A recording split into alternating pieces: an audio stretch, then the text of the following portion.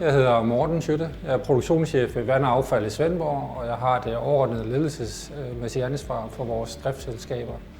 Vand og Affald er en miljøvirksomhed, og vi vil gerne være en del af den grønne omstilling og bidrage, hvor vi kan.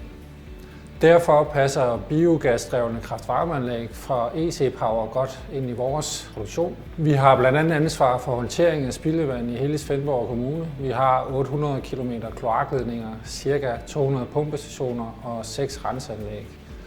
Siden 2018 har vi haft 2 Exergy 15 Biogenic-anlæg installeret på vores renseanlæg, som hedder Ebjerg Syd, der ligger ved Vesterskærning. Anlæggene kører på biogas fra vores røgnetank. De producerer varme, som vi anvender i røgnetanken, og elektricitet, som vi anvender på vores anlæg.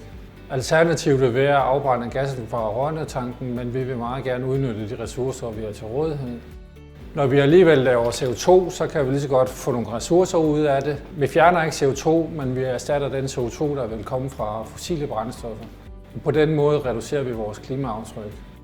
Det er en ren win-win-situation. I 2030 har Svendborg Kommune en ambition om kun at benytte grøn energi, og det passer Biogenic-anlæggene godt til.